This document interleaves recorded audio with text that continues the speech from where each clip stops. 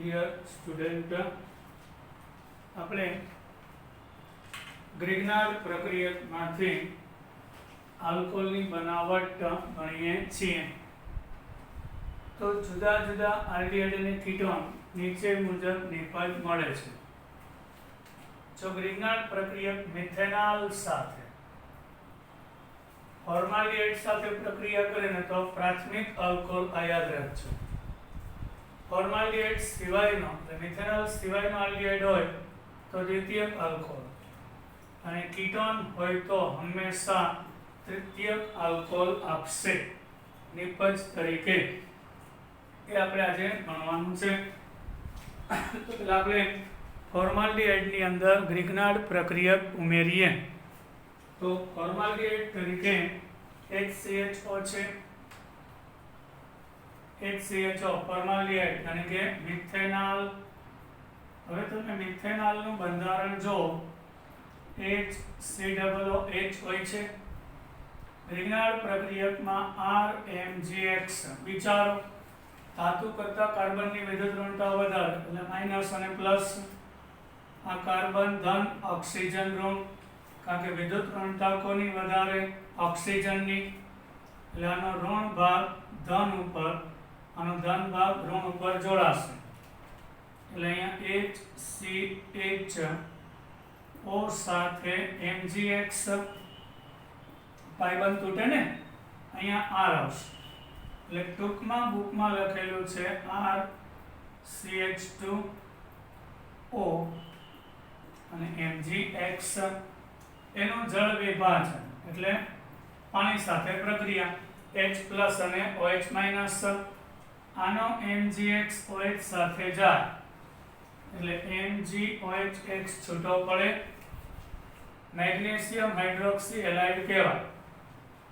અહીંયા MgX જાય, અહીંયા H આવી જાય એટલે RCH2O.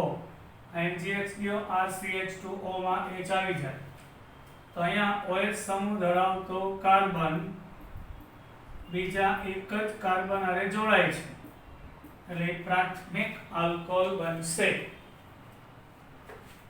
બરાબર. હવે મિથેનોલ સિવાયનો કોઈ પણ આલ્ડિહાઇડ હોય, કોઈ પણ, જેમ કે RCOOH છે, એમાં આ કાર્બન અંશત ધન, ઓક્સિજન અંશત ઋણ. ગ્રિગ્નાર્ડ પ્રક્રિયા R' એટલે આના આલ્કાઇલ અને આ આલ્કાઇલ જુદો છે એટલે R' માઈનસ નથી એટલે માઈનસ અંશત ઋણ અને અંશત ધન. R- કાર્બન ઉપર પાઇબંધ તૂટે પછી MgX ઓક્સિજન ઉપર જોડાય છે એટલે RCH. અહીંયા R આવશે, O સાથે MgX એટલે લખ્યું છે RCHIOMgX.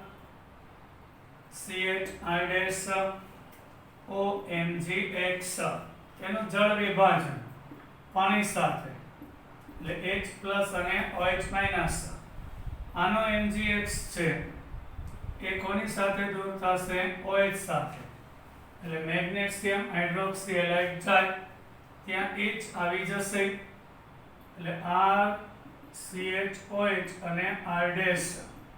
એટલે OH સમૂહ ધરાવતો કાર્બન બીજા બે કાર્બન સાથે જોડાય છે માટે તે દ્વિતીયક આલ્કોહોલ નિપજ તરીકે આપશે. હવે આપણે એનું એક ઉદાહરણ લઈને સમજાવું.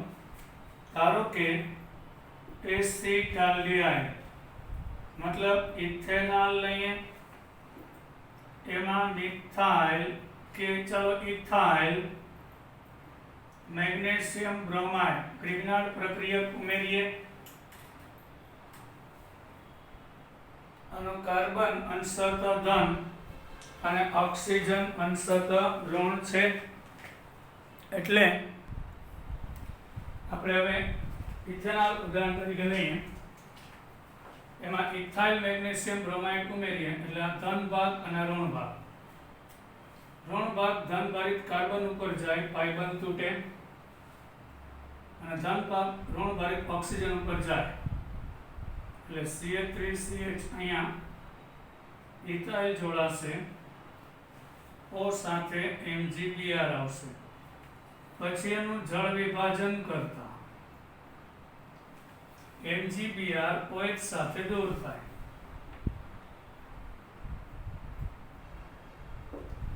અને અહીંયા H આવી જાય એટલે CH2 CH3 CH અહીંયા OH અને CH3, આમ લખવાની બદલે આમે લખી શકાય CH3 CHOH CH2 CH3 1 2 3 અને 4 એટલે બ્યુટેન ટુ ઓલ બનશે, અહીંથી ત્રીજો ક્રમ થાય, અહીંથી બીજો બ્યુટેન ટુ ઓલ, અહીં OH વાળો કાર્બન બીજા બે સાથે એટલે દ્વિતીયક આલ્કોહોલ બને છે, સેકન્ડરી આલ્કોહોલ બન્યું. હવે આપણે આગળ પૈચા કીટોન લઈએ, કીટોન એમાંથી તૃતીયક આલ્કોહોલ બનશે, કીટોન માંથી તૃતીયક આલ્કોહોલ બને છે, આપણે RCOR એટલે કે કીટોન થશે, એનું બંધારણ આવું હોય છે બરાબર. આમાં R અંશતઃ ધન અંશતઃ ઋણ, એમાં R-MgX વિજ્ઞાન પ્રક્રિયક ઉમેરાય, R કાર્બન સાથે MgX ઓક્સિજન સાથે જોડાય એટલે RCO, O ઉપર MgX, અહીંયા R અને R' અથવા તો અહીંયા OMGX લખો તો અહીંયા R લખેલું છે બે કઈ એટલે RCR R' OMGX, એનું જળ વિભાજન થાય H પ્લસ અને OH, MgX OH હારે જાય એટલે MgOHX, ત્યાં હાઇડ્રોજન આવી જાય એટલે OH બની ગયો.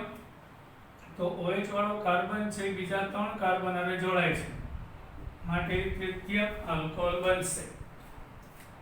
હવે આપણે એનું ઉદાહરણ લઈએ, એસિટોન લઈએ, એસિટોન બધા ધ્યાન આપજો, એસિટોન CH3COCH3 આ એસિટોન છે, એમાં તમે ઇથાઇલ મેગ્નેશિયમ બ્રોમાઇડ ઉમેરો, આનો અંશતઃ ધન અંશતઃ ઋણ, વિદ્યુત ઋણતા કાર્બન કરતા ઓક્સિજનની વધારે એટલે ભાગીદાર ઇલેક્ટ્રોન અહીં ખેંચાઈ જાય, આ અંશતઃ ઋણ હોય એની ઉપર આ ધન ભાગ આકર્ષાય અને આનો ઋણ છે એના ધન વડે આકર્ષાય એટલે આનો પાઈ બંધ તૂટ્યા પછી O સાથે MgBr આવી જાય, આ તૂટે અને અહીંયા ઇથાઇલ આવી જશે.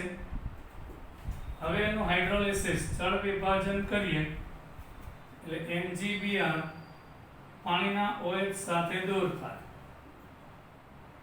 એટલે MgOHBr, ત્યાં H આવી જશે એટલે CH3COH, અહીંયા CH3 અને CH2 CH3 બન્યું. તો જોયું OH વાળો કાર્બન બીજા ત્રણ કાર્બન હારે જોડાય છે, આ ડાયરેક્ટ નથી, આ ડાયરેક્ટ 1 2 અને 3 એટલે તૃતીયક આલ્કોહોલ બનશે. તમે જોઈ શકો છો આ પ્રક્રિયા મિથેનોલ સાથે પ્રાથમિક આલ્કોહોલ, મિથેનોલ સાથે પ્રાથમિક, અન્ય આલ્ડિહાઇડ સાથે દ્વિતીયક અને કીટોન સાથે તૃતીયક આલ્કોહોલ નિપજ તરીકે આપે છે. હવે આપણે નીચે દર્શાવેલ પ્રક્રિયાથી મળતી નિપજના IUPAC નામ અને તેના બંધારણ લખો. બ્યુટેનોલનું ઉદ્દીપકીય રિડક્શન, બ્યુટેનાલ, બ્યુટેનાલ એટલે CH3 CH2 CH2 CHO, આ બ્યુટેનાલ છે આલ્ડિહાઇડ, બ્યુટેનાલ, એનું બંધારણ આવું હોય છે. એસિડ ઉદ્દીપકીય રિડક્શન એટલે કા નિકલ ઉદ્દીપકની હાજરીમાં હાઇડ્રોજન, કા પેલેડિયમ અથવા તો પ્લેટિનમ જેવા ઉદ્દીપકની હાજરીમાં પ્રક્રિયા કરતા આનો પાઈ બંધ તૂટે છે, એક હાઇડ્રોજન અહીંયા આવશે અને એક અહીંયા આવશે એટલે CH3 CH2 CH2 જો બતાવો C અને O નો પાઈ બંધ તૂટે એટલે કાર્બનનો એક બંધ બાકી, એક ઓક્સિજનનો બાકી, એક હાઇડ્રોજન અહીંયા અને એક અહીંયા આવી જાય. તો આપણે લખીએ કઈ રીતે? CH3 CH2 CH2 CH2 અને પછી OH, તો એ બ્યુટેન 1 ઓલ બનશે. આપણો જવાબ બ્યુટેન 1 ઓલ એ નિપજ તરીકે મળે છે. કે આપણી પ્રોડક્ટ થઈ ગઈ. હવે મંદ સલ્ફ્યુરિક એસિડની હાજરીમાં પ્રોપેનનું જલીયકરણ. જલીયકરણ થવું એટલે કે પાણી સાથે પ્રક્રિયા થવી. પ્રોપેન, હવે મને જવાબ આપો, પ્રોપેન સંમિત છે કે અસંમિત છે? અસંમિત છે. ઓકે, દ્વિબંધની આ બાજુ CH2 છે, આ બાજુ CH3CH છે. એસિડની હાજરીમાં પાણી સાથે પ્રક્રિયા એટલે પાણીના બે ભાગ પડશે, H+ અને OH-. મંદ સલ્ફ્યુરિક એસિડ લખ્યું હોય તો આમ પણ લખી શકાય, અને મંદ સલ્ફ્યુરિક એસિડ હોય એટલે એમાં પાણી તો હોય જ. H+/H2O લખાય કે મંદ H2SO4/ પાણી લખાય. મંદ સલ્ફ્યુરિક એસિડનો મતલબ જ થાય પાણીમાં બનાવેલું દ્રાવણ. હવે માર્કોવની કર્વના નિયમ મુજબ આનો પાઈ બંધ તૂટે એટલે વધુ ઋણ ઘટક, ઓછા હાઇડ્રોજન, અહીંયા બે હાઇડ્રોજન છે, દ્વિબંધવાળા કાર્બન ઉપર અહીં એક, તો માર્કોવની કર્વના નિયમ મુજબ OH- ઓછા હાઇડ્રોજન ધરાવતા કાર્બન સાથે જોડાય એટલે OH સમૂહ વચ્ચેના કાર્બન ઉપર જોડાઈ જશે અને નિપજ પ્રોપેન 2 ઓલ બનશે. અને વધુ ધન ઘટક ક્યાં? વધુ હાઇડ્રોજન વાળા કાર્બન સાથે જોડાય છે એટલે આપણો જવાબ પ્રોપેન 2 ઓલ આવશે.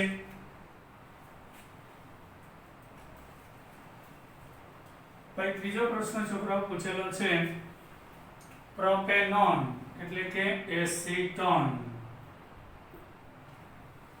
એની મિથાઇલ મેગ્નેશિયમ બ્રોમાઇડ, આ મિથાઇલ મેગ્નેશિયમ બ્રોમાઇડ સાથે પ્રક્રિયા, પછી જે નિપજ મળે એની પાણી સાથે પ્રક્રિયા એટલે જળ વિભાજન કરવાનું. તો પહેલા આપણે એસીટોન લઈએ.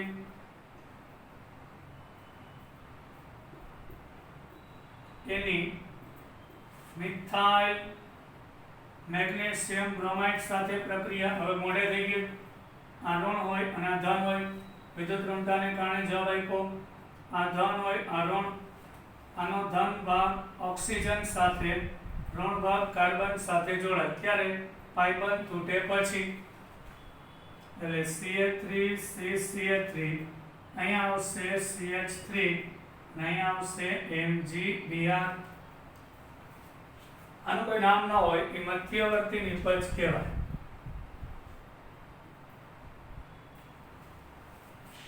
હવે એનું હાઇડ્રોલિસિસ મતલબ કે જળ વિભાજન. પાણીના બે ભાગ H+ અને OH, MgBr OH સાથે જાય એટલે મેગ્નેશિયમ હાઇડ્રોક્સી બ્રોમાઇડ છૂટો પડે, અહીંયા H આવી જશે.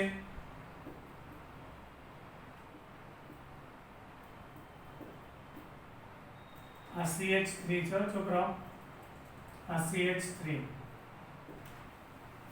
એટલે શું થાય? એક જ લાઈનમાં 3 કાર્બન, પ્રોપેન, બીજા ઉપર મિથાઇલ, બીજા ઉપર OH. મિથાઇલ પૂર્વક છે એટલે પૂર્વક વાળું પહેલા 2 મિથાઇલ પ્રોપેન 2 ઓલ થશે. આ 2 મિથાઇલ પ્રોપેન 2 ઓલ છે આપણો જવાબ. આ બધાના સ્ક્રીનશોટ લઈ લેજો છોકરાઓ. હવે આપણે પૈસા ફિનોલની બનાવટ. અત્યાર સુધી જે હતી એ આલ્કોહોલની બનાવટ હતી, હવે આપણે ફિનોલની બનાવટ પૈસા. બેન્ઝીન રિંગ ઉપર OH સમૂહ હોય એને ફિનોલ કહેવાય. આમ પણ લખી શકાય કે આમ પણ લખી શકાય. ફિનોલ છે IUPAC સ્વીકારેલું નામ છે. એનું હજી એક સામાન્ય નામ કાર્બોલિક એસિડ પણ છે. ફિનોલનું હજી એક નામ છે કાર્બોલિક એસિડ 19મી સદીમાં પ્રારંભમાં સૌપ્રથમ કોલટારમાંથી ફિનોલ મેળવેલું હતું. આપણે ખનિજ કોલસો લઈને તમારે 8 9 10 માં ક્યાંક આવતું હતું, એનું વિચ્છેદક નિસ્યંદન કરતા ઉપર જે વાયુ મળે એ કોલ વાયુ, કોલ ગેસ, એમાંથી જે પ્રવાહી મળે એ કોલટાર, ને છેલ્લે કદડો વધે એ કોક, યાની કે ડામર કહેતા હતા, કોક ડામર. તો કોલટાર છે એમાંથી ફિનોલ 19મી સદીમાં મેળવેલું હતું. પણ હાલમાં ફિનોલનું ઔદ્યોગિક ઉત્પાદન સંશ્લેષણ દ્વારા થાય છે, એટલે કે ઔદ્યોગિક રીતે બરાબર કરવામાં આવે છે. કારણ કે ફિનોલ ખૂબ જ અગત્યનું રસાયણ છે. પ્રયોગશાળામાં ફિનોલ સંયોજનને બેન્ઝીન વ્યુત્પન્ન એટલે શું? હું કહું કે બેન્ઝીનમાંથી ક્લોરોબેન્ઝીન બને. તે ક્લોરોબેન્ઝીન છે એ બેન્ઝીનનું વ્યુત્પન્ન કહેવામાં આવે છે. બરાબર, ક્લોરોબેન્ઝીન છે એ બેન્ઝીનમાંથી બેન્ઝીન સલ્ફોનિક એસિડ બને, એટલે બેન્ઝીનમાંથી બનતા સંયોજનને બેન્ઝીનના વ્યુત્પન્ન કહેવાય. આ વ્યુત્પન્ન એટલે કે જે તે સંયોજનમાંથી બનતા એના પેટા સંયોજનો. હવે આ માટે કેટલીક પદ્ધતિઓ આપેલી છે. 4 પદ્ધતિ આવશે છોકરાઓ. પહેલા હેલો એરિનમાંથી ફિનોલ બનાવવાની રીત. હેલો એરિન ફિનોલ અલગ અલગ પદ્ધતિથી બનાવી શકાય. એમાં આપણા સિલેબસમાં એટલે આ ટૂંકનો થઈ ગઈ 3 માર્કની ફિનોલ બનાવવાની પદ્ધતિ હેલો એરિનમાંથી. સૌપ્રથમ ક્લોરોબેન્ઝીનને સોડિયમ હાઇડ્રોક્સાઇડ સાથે 623 કેલ્વિન તાપમાને અને 300 વાતાવરણ દબાણે ગરમ કરતા અહીંથી H અહીંથી Cl HCl છૂટું પડે. સૌપ્રથમ આ સોડિયમ ફિનોક્સાઇડ બનશે. ONA જોડાય છે, એનું નામ છે સોડિયમ ફિનોક્સાઇડ. આ છે તે. હવે બેન્ઝીન ઉપર ખાલી O- હોય ને, યાદ રાખજો, તો ફિનોક્સાઇડ ભેગો સોડિયમ છે, ધન એનું નામ પહેલા લખાય પછી ઋણ, એટલે Na+ અને O- સોડિયમ ફિનોક્સાઇડ નામ આપ્યું. પહેલા સોડિયમ ફિનોક્સાઇડ બનશે. ક્લોરોબેન્ઝીનને 623 તાપમાને 300 વાતાવરણ દબાણે એને સાથે સંકલિત કરવામાં આવે, એટલે ગલન કરવામાં આવે, પીગાળવામાં આવે. સંકલિત કરવું એટલે પીગાળવું. ક્લોરોબેન્ઝીનને NaOH સાથે ગરમ કરીને સંકલિત કરવું એટલે પીગાળવામાં આવે. એટલે પ્રક્રિયા થઈ આટલા તાપમાને આટલા દબાણે સોડિયમ ફિનોક્સાઇડ આપશે. આ રીતે ઉત્પન્ન થયેલા સોડિયમ ફિનોક્સાઇડનું એસિડીકરણ થાય, એટલે એમાં એસિડ ઉમેરવાનું. કારણ કે આપણે સોડિયમ ફિનોક્સાઇડ ને ફિનોલ. હવે ઓક્સિજનને સોડિયમ પ્રત્યે આકર્ષણ હોય એના કરતાં હાઇડ્રોજન પ્રત્યે વધારે હોય, એટલે સોડિયમ ક્લોરીન સાથે દૂર થાય, ત્યાં OH આવી જાય, એટલે ફિનોલ બનશે. આપણે ચેપ્ટર 10 બરાબર એના કરતાં જોઈએ છીએ આપણે. એટલે શું બનશે? પહેલી બનાવ બોલો. ક્લોરોબેન્ઝીનની ક્લોરોબેન્ઝીનને NaOH ના સાથે 623 થી 300 વાતાવરણ દબાણે ગરમ કરતા H અને Cl જાય, એટલે સોડિયમ ફિનોક્સાઇડ. એસિડ નાખશું એટલે NaCl દૂર થાય અને H આવી જાય તો ફિનોલ બનશે. બીજી રીત છે બેન્ઝીન સલ્ફોનિક એસિડમાંથી ફિનોલ. હવે સૌથી પહેલા તો બેન્ઝીન સલ્ફોનિક એસિડ બનાવવું પડે. ધોરણ 11 માંથી બેન્ઝીનની ઓલિયમ સાથે, ઓલિયમ એટલે કે સાંદ્ર સલ્ફ્યુરિક એસિડ અને SO3 નું મિશ્રણ. તો H2SO4 હોય ને એના 2 ભાગ પડે.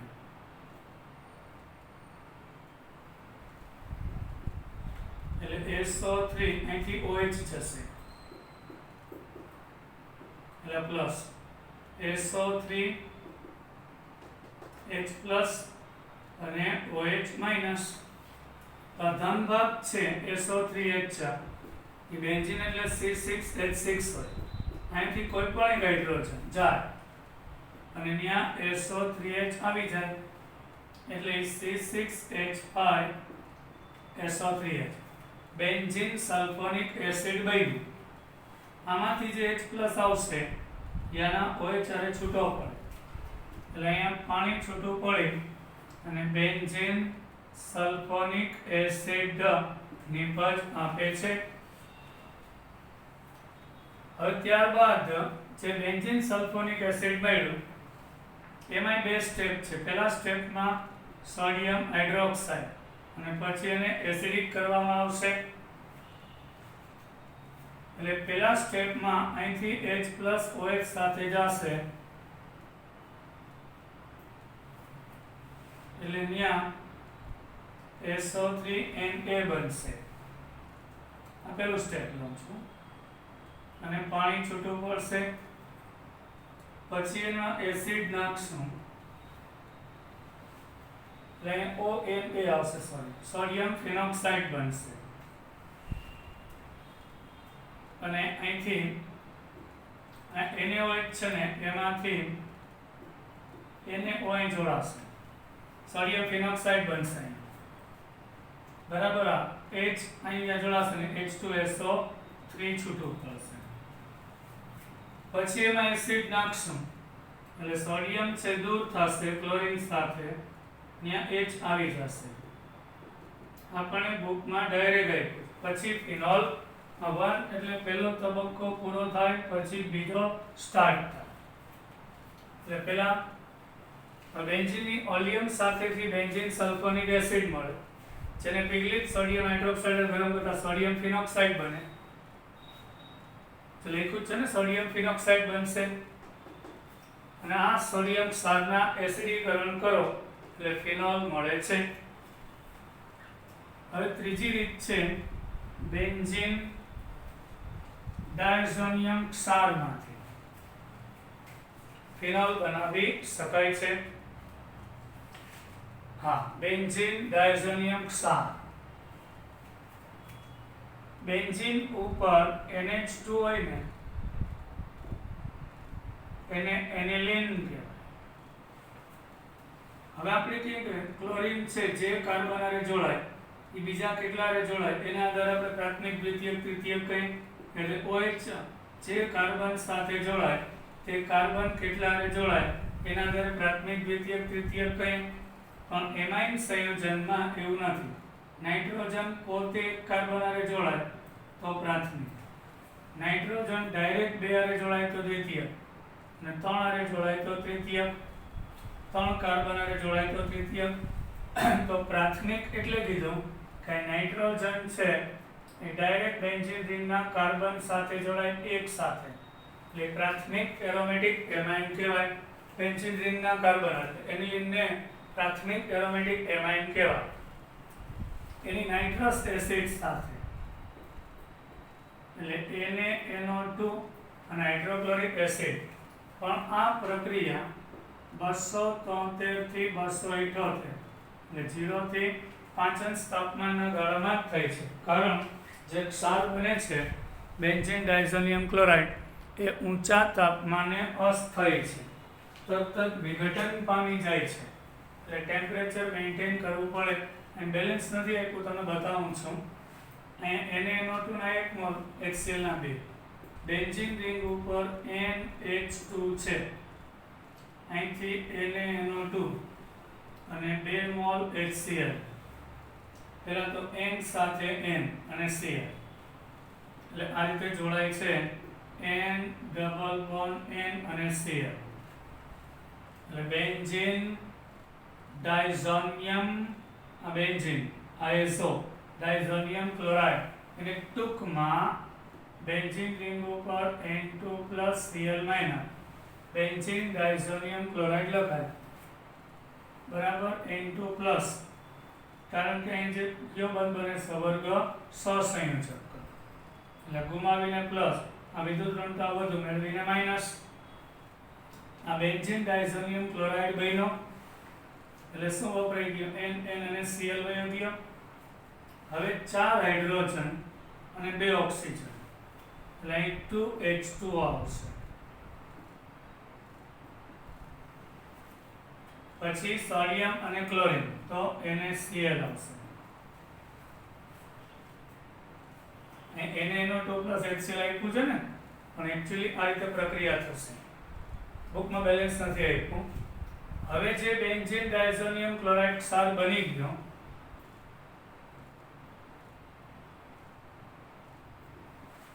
એમાં પાણી નાખી ગરમ કરતા ડેલ્ટા વામ ઉફાળો તો પાણીના બે ભાગ હોય H+ અને OH આ છે C6H5N2+ અને Cl- હવે અહીંયા આગળ C6H5 આ ભાગ દૂર જ થઈ જાય એટલે આ બે નાઇટ્રોજન છે એ N2 ગેસ સ્થિર વાયુ સ્વરૂપે ઉડી જાય આનો ક્લોરીન પાણીના H+ સાથે દૂર થાય એટલે HCl એટલે હવે જે C6H5 હોય દુનિયા OH આવી જાય એટલે બની ગયું ફિનોલ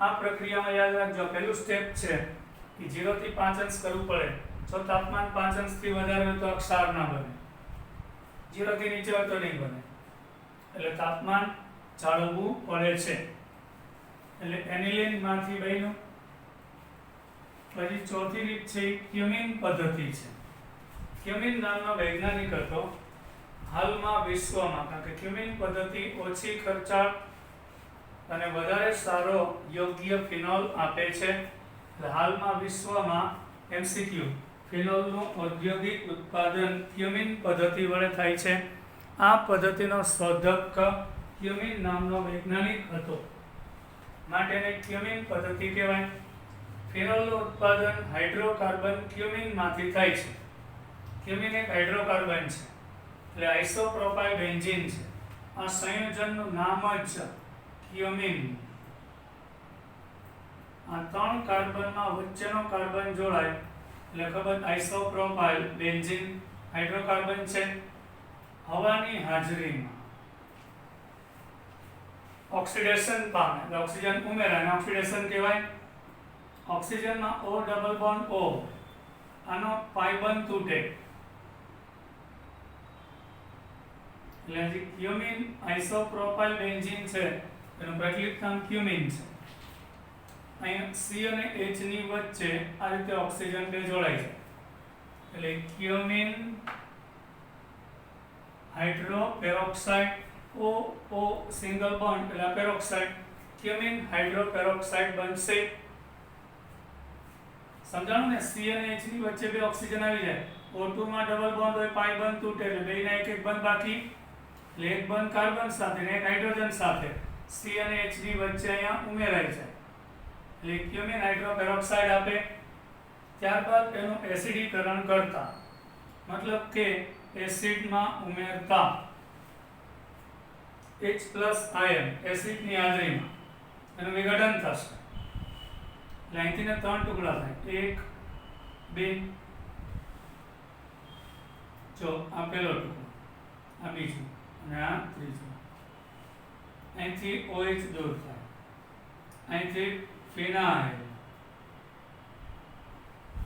અને અહીંયા CH3 CCl3 કાર્બનનો એક બંધ અને ઓક્સિજનનો એક બાકી એ બે જોડાઈને દ્વિબંધ બનાવે એટલે એસિટોન બનશે અને અહીંયા OH છે બેન્ઝીન ઉપર જોડાઈ જશે એટલે ફિનોલ બનશે અને એસિટોન 8 પેદાશમાં હશે અને વધુ જથ્થા મળે અને એનું ઔદ્યોગિક ઉત્પાદન અને ફિનોલની જેમ એસિટોન ઘણા બધા કાર્બનિક સંયોજનને ઓગાળવા માટે ખૂબ જ ઉપયોગી છે એટલે ક્યુમિન પદ્ધતિ છે ઓછી ખર્ચાળ છે ઉત્પાદન ખર્ચ ઓછો છે બનતા ફિનોલની શુદ્ધતા વધારે છે અને 8 પેદાશ છે એસિટોન મળે એ નેલ પોલિશ બનાવવામાં પછી ઘણા બધા કાર્બનિક સંયોજન જે પાણીમાં અદ્રાવ્ય હોય છે તેને દ્રાવ્ય કરવામાં દ્રાવક તરીકે ઉપયોગી છે ફિનોલનું ઉત્પાદન હાઇડ્રોકાર્બન ક્યુમિનમાંથી થાય.